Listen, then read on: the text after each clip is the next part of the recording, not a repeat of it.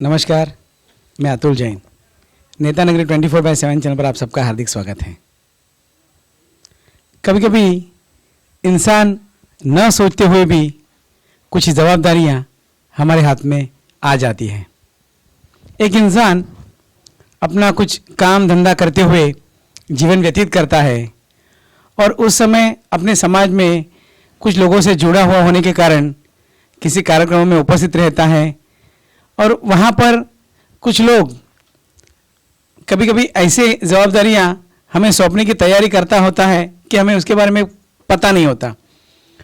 और ऐसे ही एक बार एक आम इंसान जब किसी कार्यक्रम में जाने के समय उनसे कहा जाता है कि आप आने वाले चुनाव की तैयारी करें, तो वो इंसान एकदम से अचंभित हो जाएगा, क्योंकि उनको कुछ पता नहीं था कि मैं ऐसे कैसे किसी इलेक्शन में चुनाव में लड़ सकता हूँ और आगे आ सकता हूँ। तो ऐसे ही सोचते सोचते एक बार हमारे अंधेरी पश्चिम के विधानसभा में कुछ ऐसा हुआ कि हमारे सबके परिचय के जाने माने इस्माइल मकवाना जी, जिनको आप सभी जानते हो, तो वो एक बार एक कार्यक्रम में उपस्थित हुए, दावत में गए थे और वहाँ पर कुछ लोगों ने कहा, इस्माइल जी आप हमारे साथ इस इलाके में खड़े रहिए इलेक्शन में और हमारा काम आप करेंगे तो हमें बहुत आनंद होगा। तो इस्माइल जी अचंभित रह गए और उन्होंने 85 के साल में अचानक में इलेक्शन का फॉर्म जिस दिन भरना था उस दिन उनके पास लोग आए और कहा, साहब चलिए आपको फॉर्म भरना है। साहब ने कैसे कैसे करके हिम्मत की और फॉर्म भरने चले गए। तो आज हमारे साथ इस्माइल मकवाना जी हैं, उनके राजकीय जीवन के बारे में आज हम जानने वाले हैं। इस्माइल मकवाना जी राष्ट्रवादी कांग्रेस के मुंबई के बेसिक के आज भी उपाध्यक्ष है, राष्ट्रवादी पार्टी में आज भी अपना काम कर रहे हैं। मकवाना सर, आप 1985 में अपना कामकाज कर रहे थे, घर परिवार संभाल रहे थे, लेकिन कुछ समाज के लोग आपके पास आए और आपको भी लगा कि समाज में कुछ एक समाज कार्य होना चाहिए। तो ऐसी बातें करते करते लोगों ने आपके ऊपर कुछ महानगर पालिका की चुनाव की जवाबदारी दे दी और आपको नगर सेवक बना दिया। उसके बारे में कुछ बताएं। 1985 में जो पहला चुनाव हुआ, उसके पहले मैं आपको बताना चाहता हूं कि मैं बीएमसी के बारे में, महानगर पालिका के बारे में मुझे कोई जानकारी नहीं थी। मेरा अपना बिजनेस है मोटर ड्राइविंग स्कूल, जो महाराष्ट्र राज्य से लागू पड़ता है। तो मेरा काम था आर्ट ऑफिस जाना, मेरी ऑफिस आना और घर जाना। बाकी महानगर पालिका के बारे में मुझे कुछ भी ABCD भी मुझे नहीं पता था। एक बार हम गांव देवी डोंगर, वहाँ पे हमारे एक बुजुर्ग चाचा मिर्जा चाचा, उन्होंने घर पे खाने की दावत दी मुझे और मुझे कहा कि आप हमारे घर पे खाना खाने आओगे मकवाना साहब? तो मैंने कहा जरूर आऊँगा। उसमें कि आप प्यार से बुला रहे हो, मोहब्बत से बुला रहे हो, तो मैं ज़रूर आऊँगा। जब उनके वहाँ गया मैं, तो गांव देवी डोंगर की जो हालत देखा कि वहाँ पर लोगों को पानी नहीं है, शौचालय नहीं है, सड़क टूटी हुई है, गलियाँ टूटी हुई है, लोगों के पास राशन कार्ड नहीं है, पानी के लिए घर से डोंगर से उतरकर भरडावाड़ी जो नवरंग सिनेमा के सामने की गली में है, वहाँ से आधा पौना किलोमीटर दूर है, वहाँ पानी लेने के लिए जाना पड़ता था। मैंने मिर्जा चाचा से कहा कि इन लोगों की जो समस्या है वो कैसा दूर हो सकती है, तो बहुत तकलीफ वाला काम है चाचा। तो उन्होंने कहा कि उसके लिए क्या है, चुनाव में आना चाहिए, ये काम नगर सेवक का होता है, जो चुनाव जीतता है उसका होता है। तो मैं खामोश हो गया। फिर जब घर में दावत चल रही थी तो चुनाव की बातें चली, तो वहाँ काफ़ी लोग इकट्ठे थे दावत में। उन्होंने कहा मकवाना साहब को इस बार लड़ाना चाहिए। तो मैंने कहा भाई मेरा काम नहीं है ये मैं BMC के बारे में, चुनाव के बारे में मुझे कोई भी जानकारी नहीं है और मैं लोगों को धोखा देना मेरा काम नहीं है। मैं धोखा नहीं दे सकता हूँ, लोगों के साथ विश्वासघात नहीं कर सकता हूँ, क्योंकि राजनीति के अंदर चुनाव के समय में कुछ और बोलते हैं और चुनाव जीत जाने के बाद कोई भी किसी का काम करता है नहीं करता है उसके बारे में मैं कुछ भी नहीं करना चाहता हूँ। जब खाना खाने के बाद हम लोग निकले, घर गया, लेकिन वहाँ की जो हालत मैंने देखा वो मुझे बहुत तकलीफ हुई। मैंने घर पे आके मेरे परिवार से भी मैंने कहा कि गांव देवी डोंगर में किस तरह से लोग बेचारे रहते हैं कि हवा भी नहीं आ रही है, सांस लेने की भी तकलीफें हो रही है। ऐसे माहौल में लोग कैसे रहते हैं, अल्लाह उनकी मदद करे, ऊपर वाला उसकी मदद करे। लेकिन मैंने जो देखा, अपनी आंखों से देखा, कानों से सुना, लोगों की समस्या देखी, तो मेरे दिलो दिमाग के अंदर एक ही बात घूम रहा था कि किसी भी तरह से इन लोगों की मदद करनी चाहिए, थोड़ा सा नीचे रखिए। किसी भी तरह से इन लोगों की मदद करनी चाहिए। कुछ समय में चुनाव आया महानगर पालिका का, वहां के लोग, काफी लोग मेरे घर आए और मुझे समझाया कि मौलाना साहब आप चुनाव लड़िए, हम आपके साथ में हैं, हम आपको जिताने की जिम्मेदारी हमारी है, आप हमारे पे भरोसा रखकर, ऊपर वाले के ऊपर ईमान लाकर, विश्वास करके आप चुनाव लड़िए, आपको कामयाबी जरूर मिलेगी। आपकी नीयत अगर अच्छी है, आपके दिल में काम करने का एक जज्बा और जोश है, तो ऊपर वाला आपका साथ देगा। मैं नमाज पढ़ के अल्लाह से मदद मांगा और मेरे दिल में एक तय कर लिया कि नहीं, आने वाला चुनाव हम लड़ेंगे। नॉमिनेशन फॉर्म भर दिया गया, चुनाव आया। चुनाव के अंदर लोगों ने मुझ पर विश्वास रखकर, ऊपर वाले के बाद मुझ पर विश्वास रखकर मुझे कामयाबी दी, वोट दिया और मैं जीत कर आया। उसी समय मैंने देखा कि पानी की जो समस्या थी, तो मैंने अपने जेब के पैसे से 12 ट्यूबवेल, 12 बोरिंग डाल के दिया है, जिससे लोगों को थोड़ी सुविधा हो जाए पानी की। और पहला ही प्रस्ताव महानगर पालिका को मैंने दिया कि यहाँ हमारे इलाके में पानी की समस्या है, किसी भी तरह से पानी की समस्या दूर होनी चाहिए। लेकिन बीएमसी के बारे में मैंने पहले ही कहा कि मुझे कोई जानकारी थी नहीं। 6 महीने तक मुझे के वेस्ट वार्ड में बीएमसी के ऑफिस में काफ़ी तकलीफ आने लगी।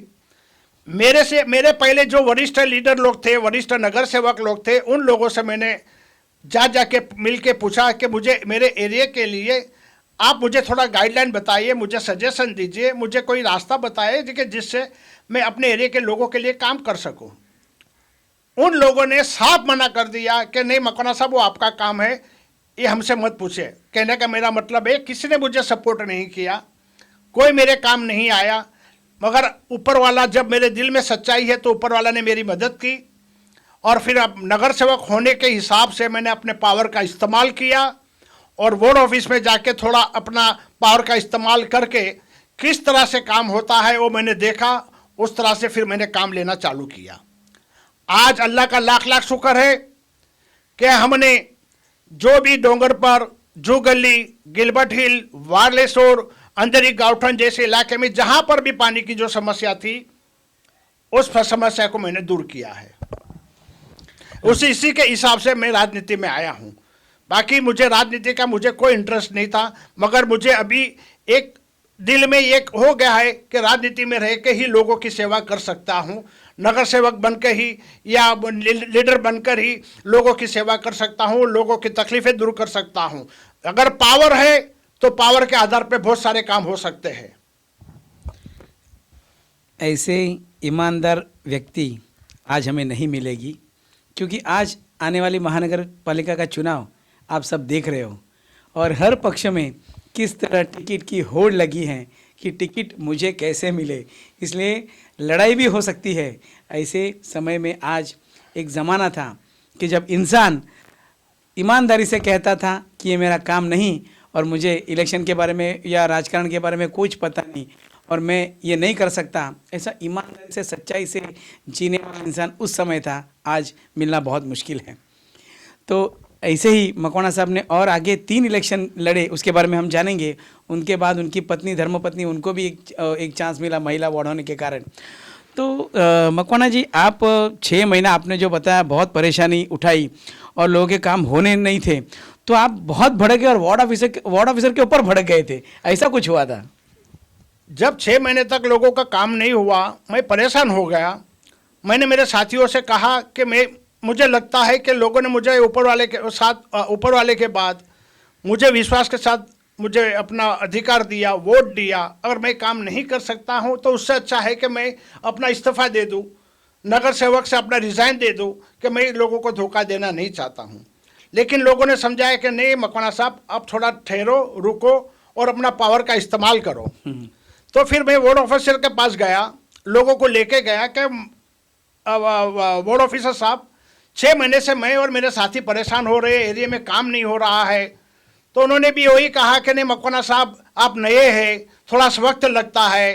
तो मुझे उल्टी सुल्टी बातें समझाने लगा, तो मेरे से बर्दाश्त नहीं हुआ और मैंने फिर अपने पावर का इस्तेमाल करके थोड़ा उनके साथ में मैंने ज़बरदस्ती की और थोड़ा चमत्कार दिखाया कि जो मैं अभी फिलहाल नहीं बोल सकता हूँ। थोड़ा चमत्कार को नमस्कार है, ऐसी जो कहावत है, थोड़ा चमत्कार दिखाया कि जिसके कारण आज वो सभी लोगों का काम हो रहे हैं आज। सर, आपने जो 1985 का जो चुनाव लड़ा था, उसके बाद 2 साल इलेक्शन होके कुछ 92 में इलेक्शन गया था जी।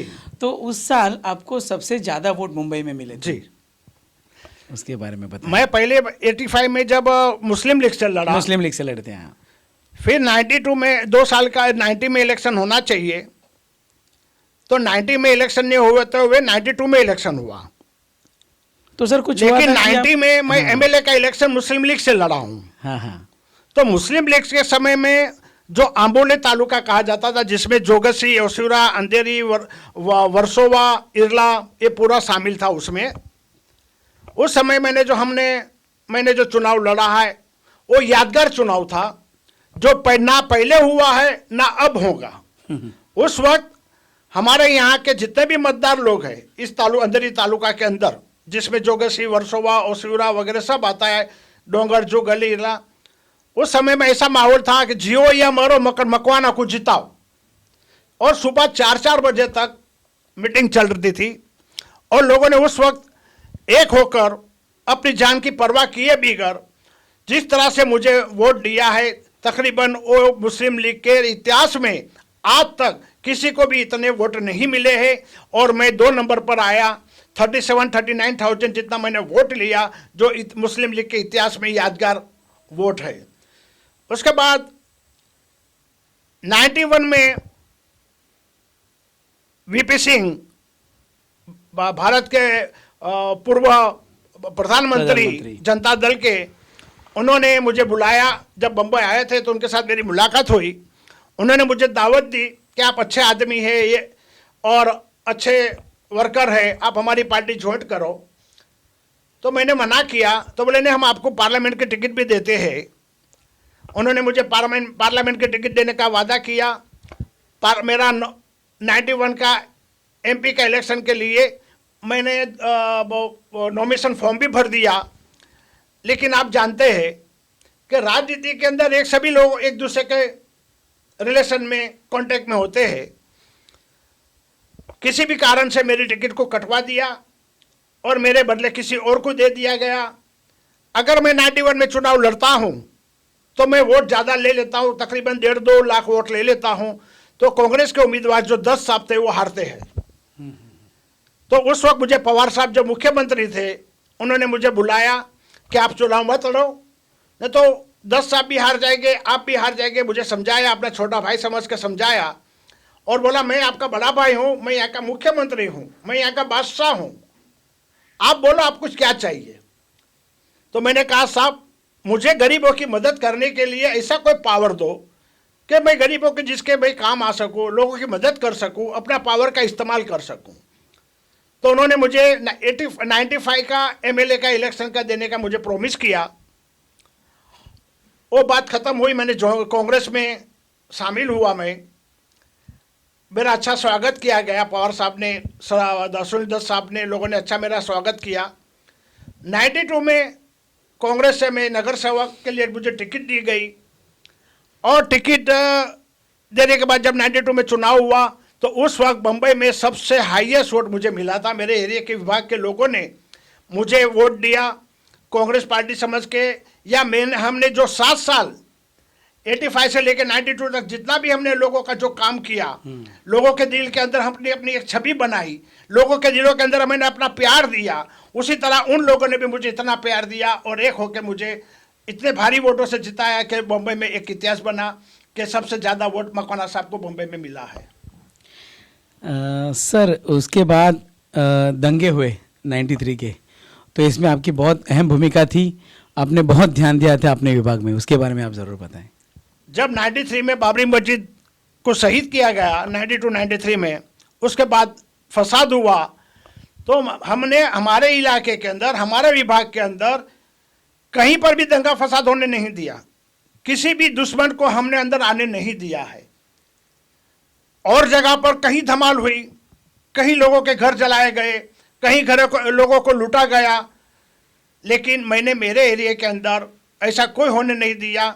और रात भर में घूम घूम कर लोगों के घर जा जाकर लोगों को बोल रहा था कि आप फिक्र मत करो, आप टेंशन मत लो, ऊपर वाले पे विश्वास रखो, नीचे मेरे पे विश्वास रखो, आपका एक बाल बाका नहीं होने दूंगा, आप आराम करो, आपके ऊपर कुछ आया तो उसके पहले मेरे पे आरोप, मेरा खून बहा दूंगा, लेकिन आपके ऊपर एक बाल भी बाका होने नहीं दूंगा। उस वक्त मुझे पुलिस ने भी सपोर्ट किया था, पुलिस भी मेरे साथ में घूम रही थी। मैं पुलिस का भी आभारी हूं कि उन लोगों ने मुझे काफ़ी सपोर्ट किया और मेरे विभाग में अमन और शांति बनी रही। सर आप का ये भी आरोप है आपके ऊपर कि आप पहले मुस्लिम लीग में थे, फिर कांग्रेस में थे, आज राष्ट्रवादी में, तो आपने बहुत बार पार्टियां बदली हैं। मुस्लिम लीग से निकल कर मैंने अगर कांग्रेस वोट किया, वो सही बात है, लेकिन कांग्रेस के बाद मैंने राष्ट्रवादी कांग्रेस लिया, उसका कारण एक ही है। जब मैं कांग्रेस में सिटिंग नगर सेवक हूँ, मेरी बीवी नगर सेविका है। 2002 में 97 में मुझे कांग्रेस ने टिकट नहीं दिया। कांग्रेस ने 97 का महानगर पालिका का इलेक्शन के अंदर मुझे टिकट नहीं दिया गया। मैं आजाद उम्मीदवार इंडिपेंडेंट लड़ा। उस वक्त भी मेरे एरिया के लोगों ने मुझे हाईएस्ट वोट देकर मुझे जिताया है। तो ये साबित होता है कि मेरे एरिया के लोग मेरे साथ में हैं, मेरे काम को पसंद करते हैं, मेरी बात को पसंद करते हैं, क्योंकि मैंने उनको धोखा नहीं दिया है। मेरा काम यही है, मैंने पहले ही कहा कि मैं सत्ता में रहकर लोगों की मदद करना चाहता हूं। गांव को लूटना या तकलीफ देना या परेशान करना, ये काम मेरा नहीं है। उससे अच्छा है कि मैं चुनाव ही नहीं लड़ूं। समझे कि नहीं? तो मुझे 97 में भी आजाद उम्मीदवार से मुझे जिताया है। उसके बाद में 2002 में चुनाव आया, मैंने फिर से कांग्रेस में टिकट मांगी, उस वक्त भी मुझे नहीं दिया गया। 97 में फिर 2007 में फिर चुनाव आया, तो कांग्रेस के पास कोई महिला उम्मीदवार नहीं होने के कारण मेरी वाइफ को दिया गया। मेरी वाइफ जीत कर आई। 2007 से 2012 तक मेरी वाइफ थी। मेरी वाइफ ने एक ऐतिहासिक काम वहाँ अपने 5 साल में किया है, जो आज तक शायद कोई नगर सेवक ने अपने 227 नगर सेवक में पूरे बंबई में इतना काम नहीं किया होगा। क्या काम था वो? 5 साल में 30 करोड़ रुपए का काम किया है। महानगर पालिका से 30 करोड़ रुपए, इतना भारी रकम लाके अपने विभाग के अंदर काम किया है। जैसे पानी की बड़ी बड़ी मोटी लाइन डाल दिया है, जो अपना विभाग, उसका विभाग था, पूरा लाइन डाल दिया। पानी की समस्या आज किधर भी नहीं है, सभी के घरों में पानी के कनेक्शन है। बड़े बड़े शौचालय बना दिया है, रास्ते बना दिया है, सड़क बना दी है, हॉस्पिटल चालू करवा दिया है। ऐसे बहुत से काम है जो आज भी मेरे पास बीएमसी के लेटर है कि खदीजा मकवाना ने अपने 5 साल में तकरीबन 30 करोड़ रुपए का काम किया है। वो एक ऐतिहासिक काम है, और नगर सेवक ने किया या नहीं किया वो तो मुझे नहीं पता है, लेकिन मेरे विभाग में मेरी वाइफ ने 2007 से 2012 तक 30 करोड़ रुपया कोई छोटी रकम नहीं होती है। ऐसा होता है कि महानगर पालिका के बजट में 40,000 करोड़ एक साल का बजट होता है। महानगर पालिका एक मां के समान है, और मां अपने बच्चे को भूखा नहीं रखती है, प्यासा नहीं रखती है। तो महानगर पालिका हर तरीके से सभी इंसानों की पूरी सुविधा देती है, जैसे पानी है, शौचालय है, स्वच्छता है, सड़क है, हॉस्पिटल है, गटर है, जैसी जितनी भी सुविधाएं है वो महानगर पालिका ही देती है। स्टेट गवर्नमेंट सरकार नहीं, राज्य सरकार नहीं देती है, और ना ही केंद्र सरकार देती है। तो ये महानगर पालिका के अंदर एक नगर पिता, एक नगर माता के हिसाब से हम लोगों ने, हमारे विभाग के संतानों के लिए, लोगों के लिए हमने एक पिता बनकर, हमारी बीवी ने एक माता बनकर लोगों की सेवा की है। और आज वो सभी लोग हमारे एरिया के लोग उसे याद करते हैं और अपने दिल में बसा के रखा हुआ है। अब रहा आपका सवाल कि मैंने पार्टी क्यों बदली किया। 2007 से 2012 मेरी बीवी खदीजा मकवाना नगर सेविका थी। हम लोग सिटिंग में थे, तो टिकट मुझे मिलना चाहिए था। उस वक्त हमारे इलाके के MP member of parliament Kamat साहब थे, जो देश के मंत्री भी थे, वो एआईसीसी के और सीडब्ल्यूसी के महासचिव भी थे, और सोनिया गांधी जी के राइट हैंड भी कहा जाता है उनको। तो उन्होंने, जिला अध्यक्ष बलदेव खोसा ने, हमारे एरिया के विभाग के एमएलए अशोक भाव जाधव साहब ने, उन लोगों ने मुझे प्रॉमिस किया था कि मकवाना साहब अपनी तैयारी रखो, 2012 का चुनाव अभी आपको लड़ना है और टिकट आपका कंफर्म है। तो मैंने उनके ऊपर विश्वास रखा, भरोसा किया, और मैंने एक महीने पहले भी कहा कि देखो मेरे साथ धोखा नहीं होना चाहिए, अगर नहीं होने वाला है तो मुझे पहले ही मना कर दो। तो बोले नहीं, तीनों ने, गुरदास कामत ने तो ये कहा कि मैं एमपी हूं, मेरा पावर चलेगा, टिकट देना मेरी जिम्मेदारी है। तो मैंने उनके ऊपर विश्वास किया। जिला अध्यक्ष ने कहा कि मैं यहाँ का जिला अध्यक्ष हूं, मेरे कहने पर ही टिकट मिलेगा। तो मैंने उन पर भी विश्वास किया। उन्होंने तो अपने मरे हुए माँ बाप की कसम खा के कहा।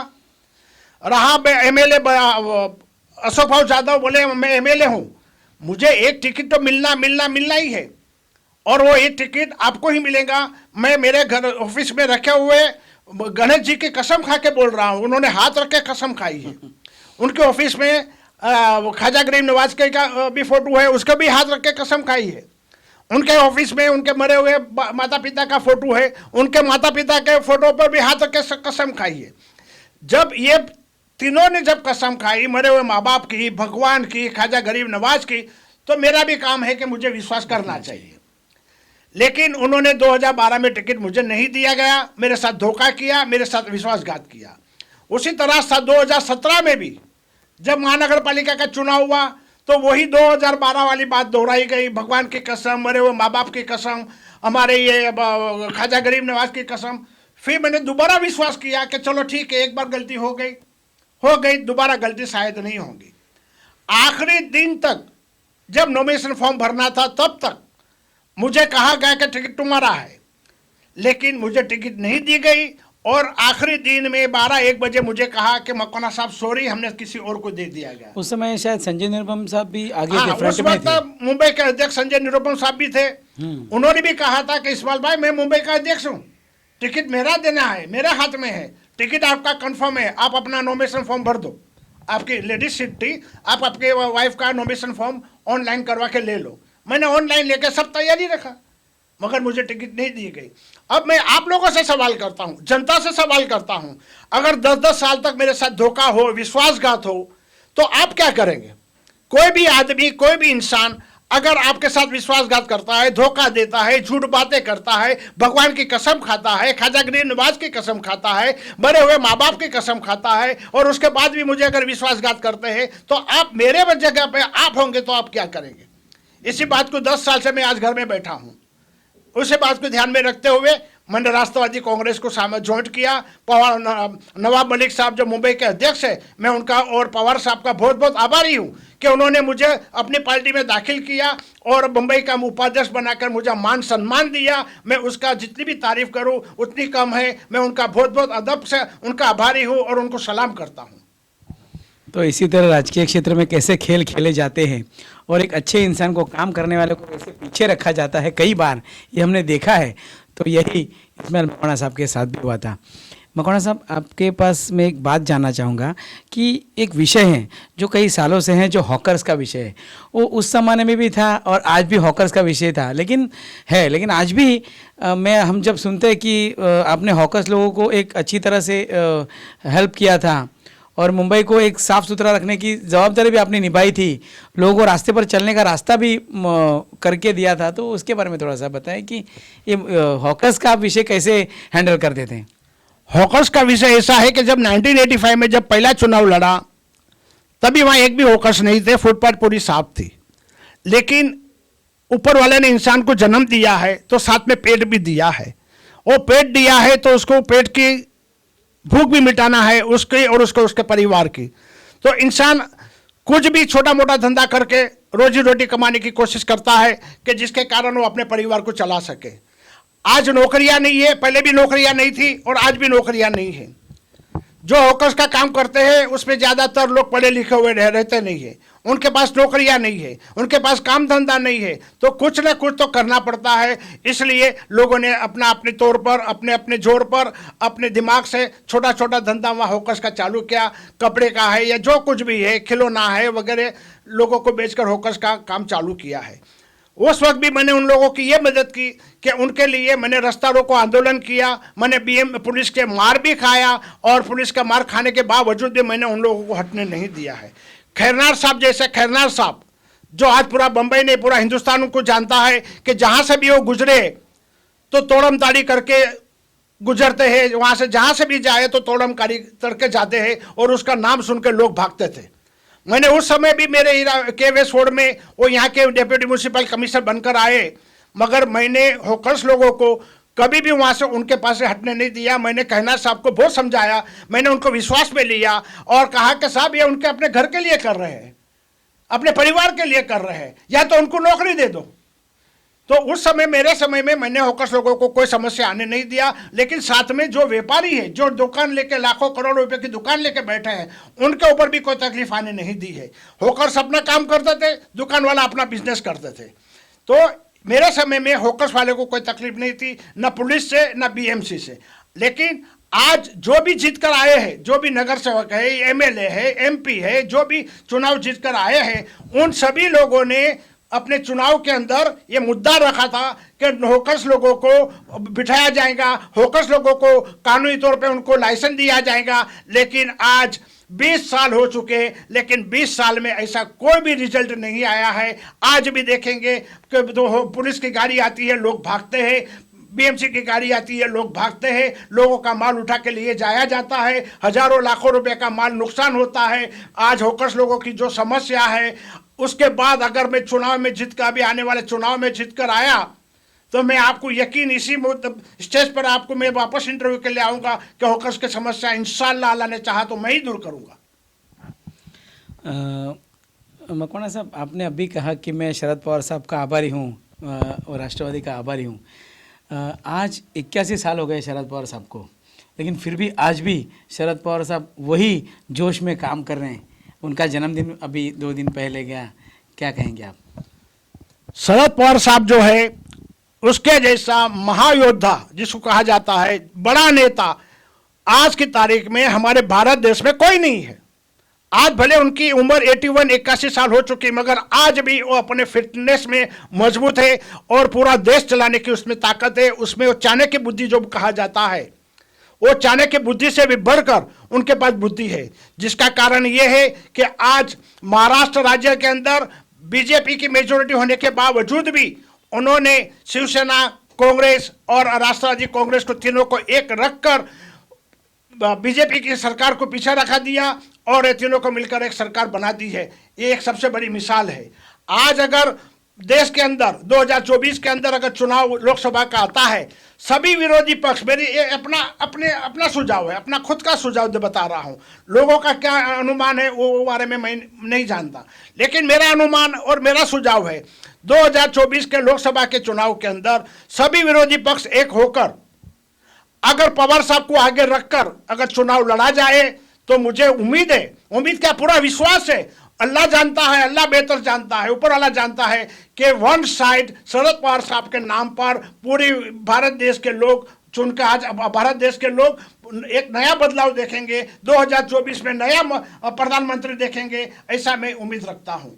ममता बनर्जी भी चाहती है, मायावती भी चाहती है, सोनिया गांधी मैडम भी चाहते हैं, सभी विरोधी पक्ष चाहते हैं, खाली एक होने की जरूरत है। और इंशाल्लाह अभी 2-2.5 साल बाकी है लोकसभा चुनाव को, इंशाल्लाह अल्लाह ने चाहा तो जरूर बदलाव आएगा और प्राइम मिनिस्टर के शक्ल में जो कोई भी हो, लेकिन अगर पवार साहब आते हैं तो देश की काया, देश की पॉलिटिकल अलग ही हो जाएगी, देश का माहौल ही अलग हो जाएगा।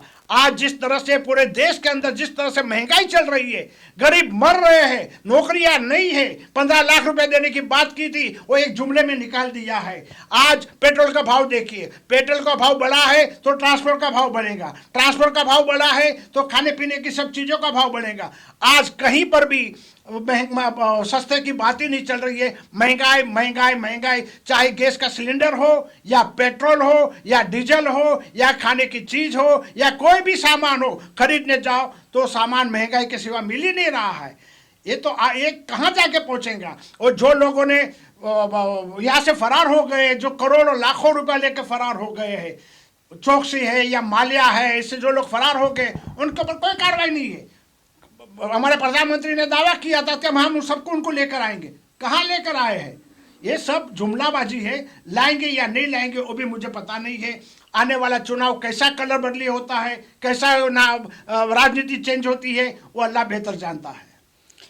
लेकिन सर बात ऐसी है कि आपने कहा कि माल्या वगैरह पैसे लेके चले गए, वो तो कांग्रेस, वो बीजेपी कहती है कि तो माल्या और जो पैसे उनको जो लोन दिया गया तो कांग्रेस के राज में दिया गया था, लेकिन वो लोग अभी यहाँ से गए, लेकिन फिर भी उनका पैसा जो है उनकी प्रॉपर्टी सील करके बहुत सारे पैसे वसूल किए गए। वोट आपने कहा बराबर, माल्या साहब ने कांग्रेस के समय में वो पैसा लिया था, लोन लिया था, वो एक नहीं, उस बात को मैं मानता हूँ, लेकिन फरार कभी हुआ, किसकी सरकार में हुआ वो देखिए ना आप। कांग्रेस की सरकार में तो फरार नहीं हुआ था, चौकसी भी किसके सरकार में फरार हुआ, कांग्रेस की या ये सरकार में फरार नहीं हुआ है। लेकिन जो मुद्दा बनाया था 2014 में और 2019 में, क्या वो पैसा हम लेकर आएंगे, वो कहाँ है पैसा, वो जो फरार हो गए वो कहाँ है। इधर अब प्रॉपर्टी सील हो रही है, वो सील होके थोड़ी रिटर्न पैसा थोड़ी मिल रहा है पंजाब नेशनल बैंक को या बैंक वालों को, वो सील हो गई, वो पड़े पड़े सड़ जाएंगी, पड़े पड़े सड़ जाएंगी, वर्षों निकल जाएगा।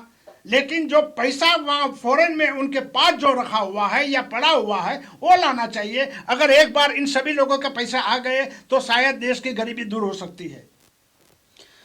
सर अभी आपने भाजपा का विषय निकाला ही है, प्रधानमंत्री जी का विषय निकाला ही है, तो मैं आपसे एक सवाल ज़रूर पूछूंगा कि आप 370 और ACA NRC को कैसे देखते हैं। कलम जो 370 हटाया गया और CNRC के विषय में आप कैसे देखते हैं।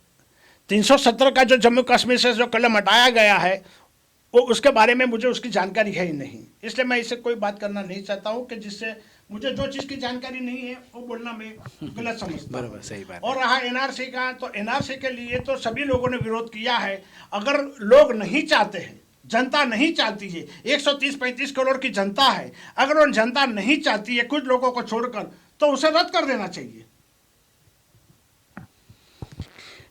सर अभी आप इतने सालों से लोगों की सेवा कर रहे हैं, तो आने वाले चुनाव में अगर पक्ष ने अगर आपको जवाबदारी दी तो आप कितने तैयार हैं।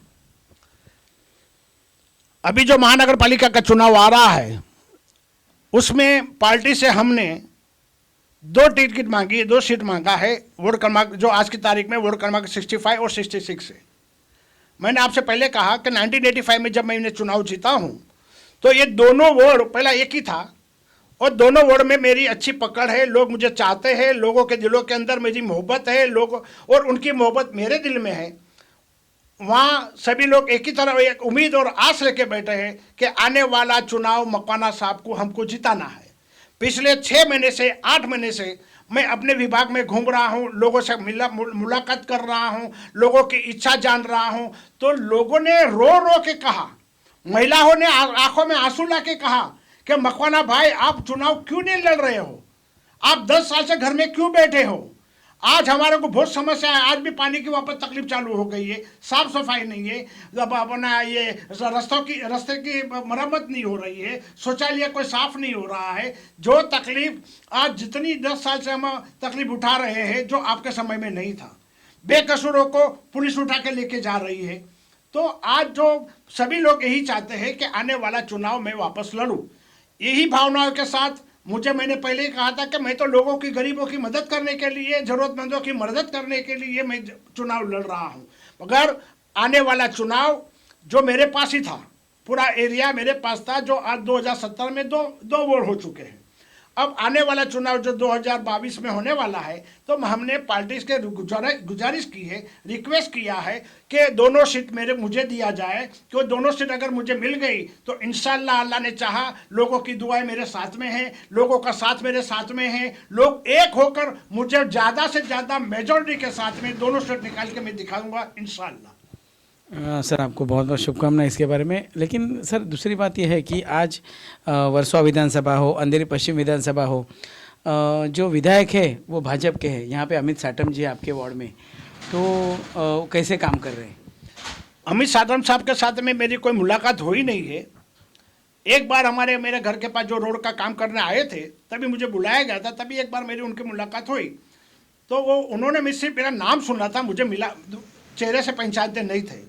लोगों ने कहा ये मकवाना साहब है, तो मेरे से गले मिले, मेरे से हाथ मिलाया, मुझे इज्जत दी, बोले मकवाना साहब आपका बहुत नाम सुना है, मैंने इतना नाम सुना है कि जहाँ पर मैं पहला वो 2012 में कॉरपोरेटर बने, 2012 में कॉरपोरेटर बने और आज एमएलए बने हैं, तो बोले मैं जहाँ एरिया में जाता हूँ बस आपका ही नाम बोलते हैं कि मकवाना साहब ने पानी दिया, मकवाना साहब ने शौचालय बनाया, मकवाना साहब ने राशन कार्ड बना के दिया। मैं आपको आश्चर्य होगा कि मेरे विभाग में जो हमने काम किया है वो करने वाला अल्लाह है, ऊपर वाला है। मैं तो एक अल्लाह ने, ऊपर वाले ने मुझे एक जरिया बनाया है, तो अपना पावर का इस्तेमाल करके मैंने तकरीबन 10,000 राशन कार्ड बना के दिया है फ्री में, और घरों घर में सबको पानी पहुंचाया है। जिनके घर कच्चे थे उनको कच्चा घर निकाल कर उनका पक्के घर और 2-2 माले के बना के दिया, बनवाने के लिए मदद की है। ऐसे बहुत ऐतिहासिक काम है जो न पहले हुए हैं न अब होने वाले हैं। लेकिन इंशाल्लाह आने वाला चुनाव अगर मैं जीत कर आया तो मैं वही 20 साल पुराना दौर लेके आ जाऊंगा कि किसी से डरना नहीं है, सिर्फ ऊपर वाले की सिवा किसी से डरना नहीं है। ये मैं आपको यकीन से बोलता हूँ। अब रहा आपका मुद्दा कि वो हमारे आमदार, हमारे इलाके के आमदार अमित साटम साहब कैसे है, मेरे साथ एक ही मुलाकात हुआ, जो उनकी बातचीत से मेरे को ऐसा लग रहा है कि क्योंकि दूसरी मुलाकात हुई नहीं है, जब तक कि ज़्यादा परिचय नहीं हो तब तक मैं किसी के बारे में बोल नहीं सकता। नहीं, आपके विधानसभा में किस तरह उनका काम है, आप लोग सेटिस्फाई हैं उनसे? क्योंकि देखिए जनता तो ऐसी है ना कि चाहे कितना भी काम करो लेकिन जनता सेटिस्फाई नहीं होती है। अब वो अपने दौर पे कितना काम कर रहे हैं वो उनको मालूम और जनता को मालूम। मैं नहीं जानता हूं कि उन्होंने कितना काम किया अपने विभाग में, तो मैं उसके बारे में कैसा बोल सकता हूं? ये तो आप पब्लिक के, जनता के हिसाब से जनता में पूछोगे तो जनता ही बता सकती है, मैं नहीं बता सकता हूँ। रहा हॉकर्स का सवाल, तो हॉकर्स के अंदर सभी लोग अमित साटम से सब लोग नाराज है कि अमित साटम के दबाव पर, अमित साटम साहब के बोलने पर, ये लोगों का बोलना है, मेरा नहीं। अब सही क्या है गलत क्या है मैं नहीं जानता। सर आप कहते हैं कि आपके विभाग के लोग एकदम सब तैयार है, मकवाना साहब को आगे इलेक्शन में खड़ा रहना चाहिए, लेकिन सर बात यह है कि आज MIM असउद्दीन ओवैसी और उनकी जो टीम है वो आज भी मुंबई में रैलियां करके गई है, तो उस वोट के डिवाइडेशन के बारे में आप क्या सोचते हो? देखिए MIM पार्टी हैदराबाद से है, जो बड़े साहब थे ओवैसी साहब, उनसे मैं उनको भी जानता था, मेरी उनके साथ हैदराबाद में मुलाकात भी हुई थी एक शादी में।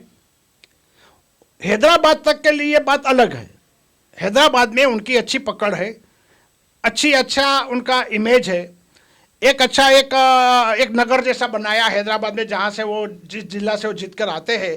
हैदराबाद आंध्र प्रदेश है, ये महाराष्ट्र राज्य है। महाराष्ट्र और मुंबई जो एक केंद्र, एक देश का एक सेंटर है, इकोनॉमिक सिटी है, एक बिजनेस की सिटी है, पूरे देश की नज़र मुंबई के ऊपर रहती है।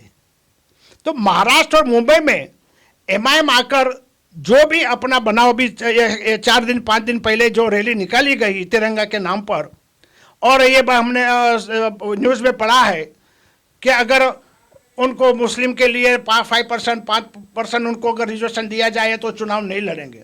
लेकिन मैं आपको बता दूं कि महाराष्ट्र के मुख्यमंत्री ने 2 महीने पहले ही डिक्लेयर कर दिया है। ये नवाब भाई, हमारे पार्टी के मुंबई के अध्यक्ष नवाब मलिक साहब ने अपना मुख्यमंत्री से मिलकर 5% पहले ही रिजर्वेशन कंफर्म कर दिया है। ये तो अभी बोल रहे हैं 3 दिन पहले, मगर हमारा तो 2 महीने पहले यहाँ महाराष्ट्र राज्य के मुख्यमंत्री ने ऐलान किया है। नवाब मलिक साहब ने मुलाकात करके नवाब मलिक साहब ने ही अपना प्रस्ताव रखा है कि हमारे मुस्लिम समाज के लिए 5% रखा जाए, और मुख्यमंत्री ने उसको आदेश दिया है, कंफर्म किया है। अब ये पीछे से कोई भी बोलेगा कि हमको 5% दो, ये करो, तो अभी वो राजनीति है, इलेक्शन चुनाव लड़ने के लिए कुछ भी बोल सकते हैं। उसके बारे में क्या कहेंगे हम? सर, तो मैं ये पूछूंगा आपसे कि ये जो एमआईएम की टीम अभी आके गई तो बहुत बड़े पैमाने पे वो वहाँ पे मोर्चे में लोग थे, और कम से कम 250 गाड़ियाँ औरंगाबाद से उनके साथ निकली थी, मुंबई के बहुत लोग बाइक से गए थे।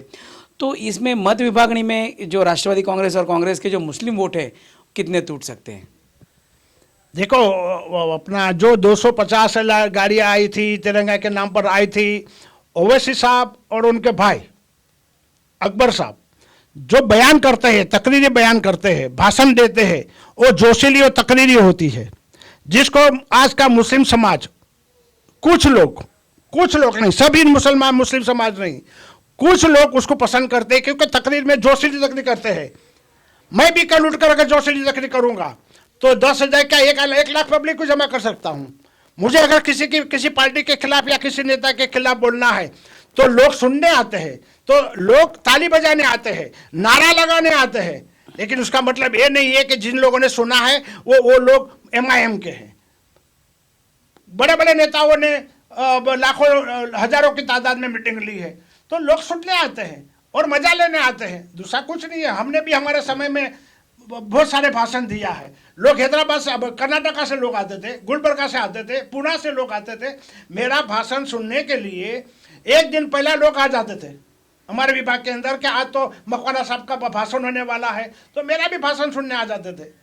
तो ये तकरीर के अंदर तकरीर करना और हकीकत देना, वो कल दोनों डिफरेंस है। जैसे मैंने कहा, चुनाव के अंदर सभी लीडर लोग आके बड़े बड़े वचन देते हैं, बड़े बड़ी बातें करते हैं, हम आएंगे तो हम ये कर देंगे, वो कर देंगे, आपकी समस्या दूर करेंगे।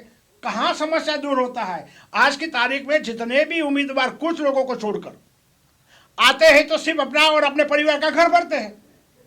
बताइए ना मुझे, कौन जो पहले साइकिल पे आता था आज मर्सिडीज में आ रहा है, जो कल झोपड़े में रहता था आज बिल्डिंग में रह रहा है, बंगले में ले रहा है, गांव में बंगले बना रहा है। पहले की, उसके 10 साल पहले की परिस्थिति देखो और आज की परिस्थिति देखो। लेकिन जो गरीब है वो गरीब ही है। गरीब ऐसा कोई 10 रुपया भी उसका जब पूछेंगे तो आज तेरे पास 100 रुपया है, तो वो गरीब के पास 100 रुपया नहीं मिलेगा। लेकिन उनको पूछेंगे कि कल तेरे पास 100 रुपया नहीं था, तो बोलेंगे आज तो मेरे पास 10 लाख रुपया जेब से निकाल के दिखाएगा। तो ये राजनीति को लोगों ने एक कमर्शियल, एक बिजनेस, एक प्रोफेशनल बना दिया है। ये राजनीति के अंदर किसी को, कुछ लोगों को छोड़कर किसी को देश की सेवा करने का कोई शौक नहीं है। आके सिर्फ पैसा कमाना, उनका और उनके परिवार का भला करना, यही उनके पास आज धंधा लगा दिया है। 10 साल तक जब कांग्रेस ने मुझे टिकट नहीं दिया, धोखा दिया, विश्वासघात किया, मुझे घर में बिठा दिया, जब कमिटमेंट होने के बावजूद भी जब टिकट नहीं दिया गया, तो मुझे क्या करना चाहिए? ये मैं आपसे सवाल करूंगा और आप अपने सवाल से, अपने दिल से पूछे कि मुझे क्या करना चाहिए। अगर मैंने कांग्रेस छोड़ दी और राष्ट्रवादी कांग्रेस जोड़ किया, शामिल किया, वो सिर्फ आप लोगों की सेवा करने के लिए कि मैं सत्ता में आऊंगा कि जिसके वजह से मैं आपकी सेवा कर सकूं। कांग्रेस मुझे टिकट देने वाली नहीं है, तो मुझे किसी न किसी तरह से कोई दूसरी पार्टी का जो शामिल करके, प्रवेश करके मुझे सत्ता में आके लोगों का, आप लोगों का भला करना है। लेकिन देखिए, मैं एक बात जरूर बोलूंगा कि एक कहावत है, देर है लेकिन अंधेर नहीं है। इन लोगों ने मुझे जो धोखा दिया, किसी ने देखा या नहीं देखा, ऊपर वाले ने सबको देखा है। आज देखिए, कुदरत ने सभी को घर में बिठा दिया है। कामत साहब आज रहे नहीं है, बलदेव खोसा जिला अध्यक्ष घर में बैठे हैं, मुंबई के माजी उपाध्यक्ष, माजी अध्यक्ष संजय निरुपम साहब घर में बैठे हैं, अशोक भाऊ जाधव माजी आमदार वो भी घर में बैठे हैं। आज कुदरत ने उनको घर में बिठा दिया है। लोगों ने तो बिठा दिया, मगर कुदरत सब कुछ देखता है। एक कुदरत के मार में आवाज नहीं है, लेकिन कुदरत का मार जरूर है। उनको अफसोस होना चाहिए, उनको दिल में ये तय होना चाहिए कि हमने मकवाना साहब को धोखा दिया है। मकवाना साहब, आप एक ज़माने में जब इलेक्शन लड़ते थे तो उस समय आप अंधेरी पश्चिम के नगर सेवक थे, लेकिन विषय ऐसा था कि पूरे बांद्रा से लेके मुंबई के कई विभाग के लोग अपनी समस्या लेके आपके पास आते थे, तो ये क्या बात थी? ऐसा है कि जिस तरह से मैंने पहले ही कहा, बार बार मैं आपको बता रहा हूं कि नगर सेवक एक नगर पिता होता है और नगर सेवक एक वार्ड का ही नहीं होता है। आप देखिए नगर सेवक के अंदर जो लोगो दिया जाता है उसके अंदर लिखा हुआ है नगर सेवक मुंबई महानगर पालिका, इसलिए अंदर उसके अंदर वो नहीं लिखा जाता है तो नगर सेवक इस वार्ड का है, 93 का है या 65 का है या 66 का है, ऐसा नहीं लिखा जाता है। और नगर सेवक पूरा मुंबई का होता है। उस बात को ध्यान में रखते हुए बम्बई के कहीं इलाके में से, मुंबई में से कहीं इलाके में से, जैसे बांद्रा है, मुलुंड है, अपना विक्रोली है, जोगसी पश्चिम है, फिर वर्सोवा है, उसके बाद में नागपाड़ा है, ऐसे कहीं इलाकों से मुझे लोग दावत देने आते थे। मेरा काम देखकर मैंने जिस तरह से मेरे इलाके के अंदर मैं काम कर रहा था और जिस डेयरिंग के साथ काम कर रहा था कि मेरे दरवाजे में आने वाला, मैं ये समझता हूँ कि मेरे दरवाजे में आने वाला शख्स अल्लाह ने भेजा है, ऊपर वाले ने भेजा है और मुझे उसका काम करना है, किसी भी हिसाब से करना है। मेरी नीयत यही थी कि मेरे दरवाजे से कोई खाली हाथ नहीं जाए, चाहे बम्बई का हो या कहीं का भी हो। तो एक नगर सेवक, एक नगर पिता और एक मुंबई का नगर सेवक होने के हिसाब से जहाँ से भी लोग आए मैं उनके साथ जाता था और उनका काम लेता था। मैं आपको बता दूं, बांद्रा लाल मट्टी के पास 600-700 लोगों की झोपड़पट्टी है। लोगों ने मुझे वहाँ बुलाया, मैं गया, मीटिंग लिया, लोगों की समस्या सुना और उनके पास राशन कार्ड नहीं था, लेकिन घर, झोपड़ा था, मकान था, घर था। दूसरे दिन ही मैंने राशन ऑफिस में गया और राशन ऑफिसरों से काफ़ी डिस्कस हुई। उन्होंने मुझे मना किया कि हम नहीं देंगे, लेकिन फिर कानूनी तौर पे मैंने उनको बताया तो उन्होंने 2 दिन के अंदर 600 राशन कार्ड उनको दे दिया गया। 600 राशन कार्ड 2 दिन में देना वो एक छोटी बात नहीं है, जबकि वहाँ के जो भी एमएलए थे उन्होंने ऑब्जेक्शन लिया था, विरोध किया था कि उनको राशन कार्ड नहीं दिया जाए।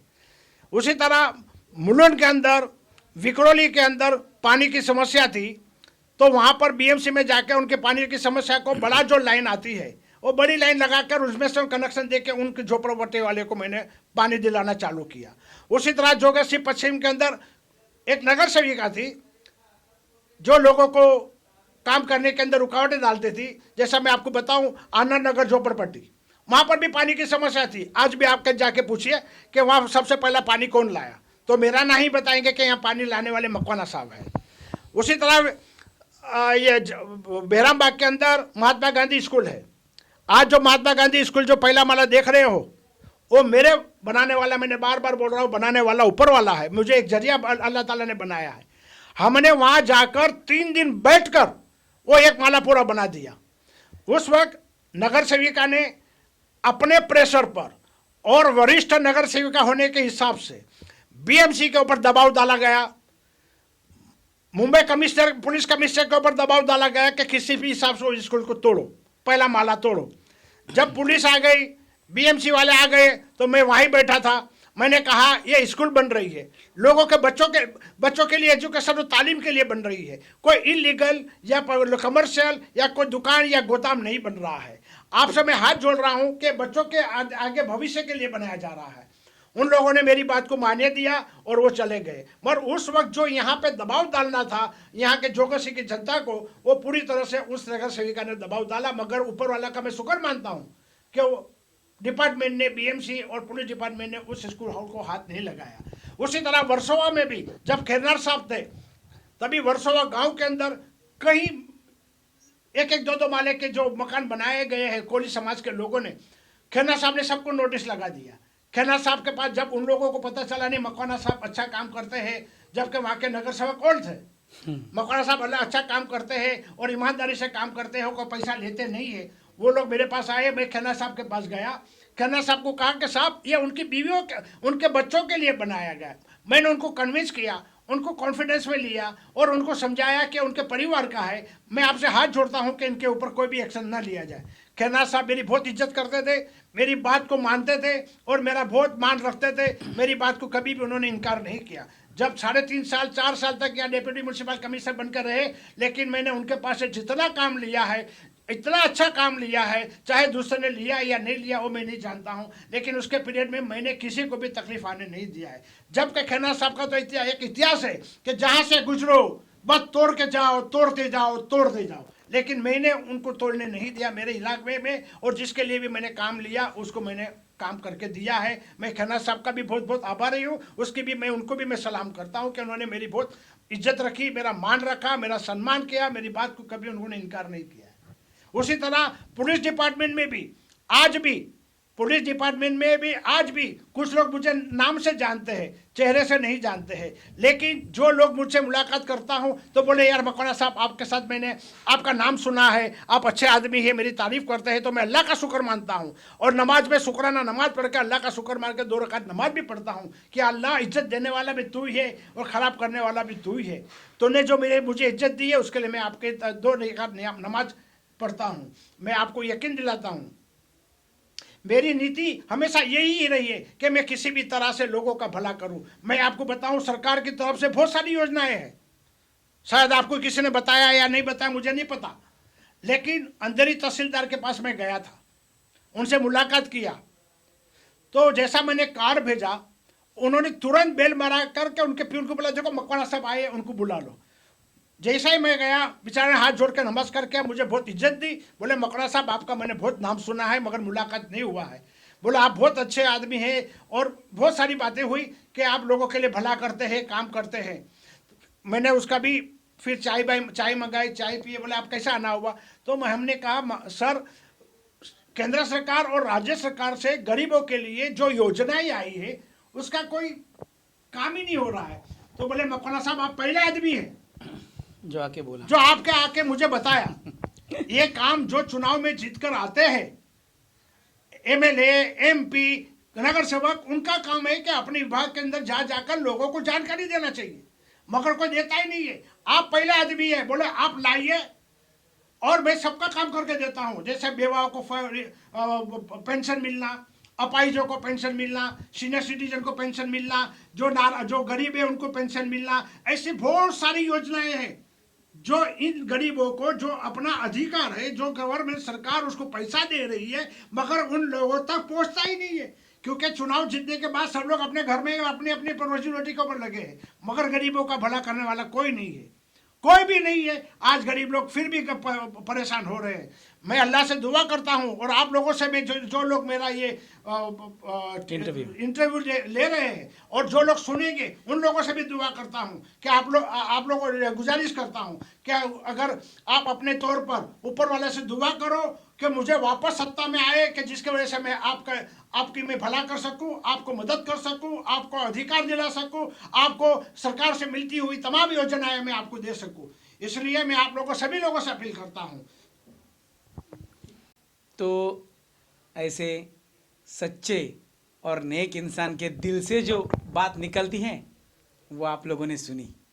ऐसा नगर सेवक अभी नहीं मिलेगा, लेकिन आने वाली महानगर पालिका में जो जो चुनाव लड़ने वाले हैं उनको बता दूं कि एक बार हमारे साहब का वीडियो ज़रूर देखें और कुछ सीखें कि आने वाले समय में मैं अगर नगर सेवक बनता हूं तो इस्माइल मकवाना साहब ने किस तरह काम किया था, और कुछ ज़रूरत पड़े तो अंधेरी पश्चिम में आकर उनसे मिलिए और कुछ सीखिए। इतना मैं ज़रूर कहूँगा क्योंकि वो राजकीय गुरु ज़रूर कहलाए जाएंगे।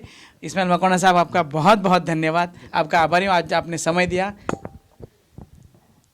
नेता नगरी चैनल का बहुत बहुत आभारी हूँ और खान साहब का और अतुल भाई का भी भाई बहुत बहुत आभारी हूँ कि आपके माध्यम से मुझे लोगों तक मेरा जो दिल के अंदर जो पैगाम था, जो मेरी जो बातें थी, वो पैगाम आपके माध्यम से, आपके चैनल से लोगों तक जाएगा। जो आपने ये काम किया है, मुझे बुलाया, मुझे मेरा मान दिया, सम्मान किया और मुझे बोलने का मौका मिला, वो बेधड़क मैंने बोला है जो मेरे दिल में अरमान है, मेरे दिल में जो ख्वाहिश है, मेरे दिल में जो लोगों के लिए मदद करने की जो जोश और जज्बा है, वो मैंने आज आप लोगों के सामने पेश किया और आपके माध्यम से लोगों तक मेरा पैगाम जाएगा। तो मैं उसके लिए मैं आपका बहुत बहुत बहुत बहुत अल्हम्दुलिल्लाह अल्लाह का शुक्र मानता हूँ कि आप लोगों ने मेरे फरिश्ता बन के मेरे पैगाम को लोगों तक पहुँचाने का काम कर रहे हैं। तो ये थे इस अंधेरी पश्चिम के ज्येष्ठ राजकीय नेता इस्माइल मकवाना साहब, जिन्होंने अपनी मन की बात बहुत ही साफ़ सुथरे तरीके से कही, और आप भी देखते होंगे कि ये कितने एक साफ़ सुथरे इंसान राजकीय क्षेत्र में हैं, और ऐसे इंसान को आगे भी चांस मिलना चाहिए, क्योंकि ऐसे लोगों के विचार ही आने वाले राजकीय पॉलिटिकल जो कार्यकर्ता और नेता लोग हैं उनको कुछ सीख दे सकते हैं। तो मैं अतुल जैन, नेता नगरी 24/7 चैनल से थैंक यू। जय हिंद, जय महाराष्ट्र।